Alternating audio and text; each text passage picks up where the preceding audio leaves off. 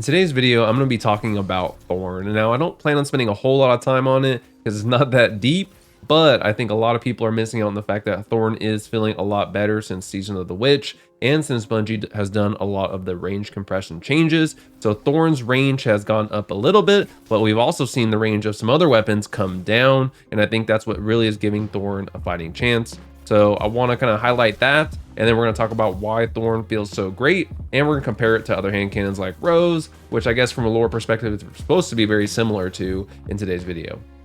So we're going to pause things real quick, and we're going to jump into D2 Foundry as we've been doing, and we're going to compare it to some other hand cannons. And I'm mainly keeping Rose here, and I did add on Sunshot because I think it's another popular hand cannon right now that a lot of people are going to start using more. But looking at the stats, I have two Roses here. The one on the left with the check mark is Rose with slide shot active. The other one on the right is not. And the first thing I really want to look at is the ADS, or damage fall off, essentially. And so for Thorn, you can see damage fall off starts at about 30.5 meters. And from what I remember, this is about a meter to 2 meter difference from Thorn pre-Season of the Witch, pre-range compression nerf, or buff, I should say, or changes. And with Rose with slide shot active, you're looking at 36 meters, without it 33. So depending on the role of your Rose, that's going to impact how much better from a range perspective your Rose is than Thorn. And some of the other things Thorn really has going for overall is you're going to see it has 85 handling, which is quite good, and then which is going to be higher than a lot of Rose rolls. If you want to, obviously Rose can get a lot higher handling than that, but you're gonna have to sacrifice that range. And again, I think that's where a lot of people invest in, especially now.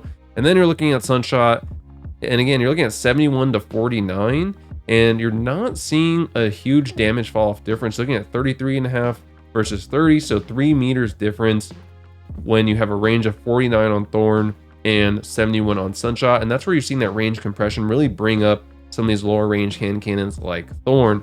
But again, what Thorn really has going for it is that handling.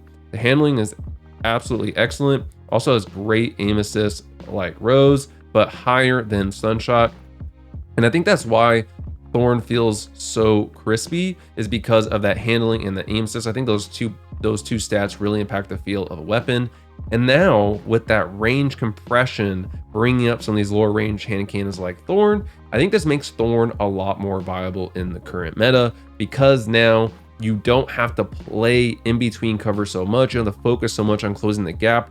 Where pre-range compression, once you got into that range, you were really going to be basically in a lot of SMG range. We're talking Immortal and some others, and you would just get torn up and really even more outclassed by some of these other hand cannons like the Roses of the world with rangefinder, which could push that range out even farther. So now that we've talked about some of the differences between these weapons, the last thing I really want to say is not to forget about Soul Devour and the fact that Thorn has this perk where it can burn.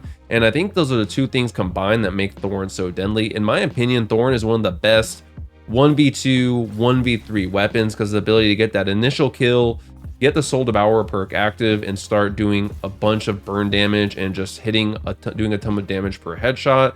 And I think that's what, again, allows it to be so potent. The other thing I really like is because the handling is so high, it allows you to quickly swap and stow between weapons like your shotgun. I think because Thorn has that ability to quickly swap because of the higher handling, and then you factor in the burn, I think it actually makes, if you're a shotgunner or your shotgun, a lot more effective, because you're able to switch quickly to your shotgun because of that high handling. So you're able to stow your hand cannon faster, pull out your shotgun, and because that burn is still going to be going from that damage you did, you're going to be able to easily clean up that kill, and either they'll die from the burn, or you'll have to hit that many less pellets to actually clean up the kill with your shotgun. And so I think Thorn combined with a shotgun play makes it a really good option, again, especially with the changes to the range, because that was really the only thing holding it back before. As you can see in some of this gameplay, I'm hitting shots very comfortably from ranges that normally with Thorn I'd be very hesitant to even challenge, or because my damage fall would be much higher, my TTK basically on Thorn would be lower. And so I think what I would recommend for Thorn is running it with a shotgun. Of course, you can run with a sniper, but I think for shotgun it really plays well for those cleanup kills when combined with that burn, and really not underestimating the range on this weapon combined with overall handling, overall feel. So I think if you've been sleeping on Thorn, haven't tried it in a while, I really recommend giving it a try, but I'd love to hear in the comments below, how's Thorn feeling compared to other exotic hand cannons like Hawkmoon, like Sunshot? I do eventually want to do a video kind of breaking down and comparing all of the exotic hand cannons now with all these changes and kind of talk about which ones are best. But how is Thorn feeling for all of you in the Crucible today?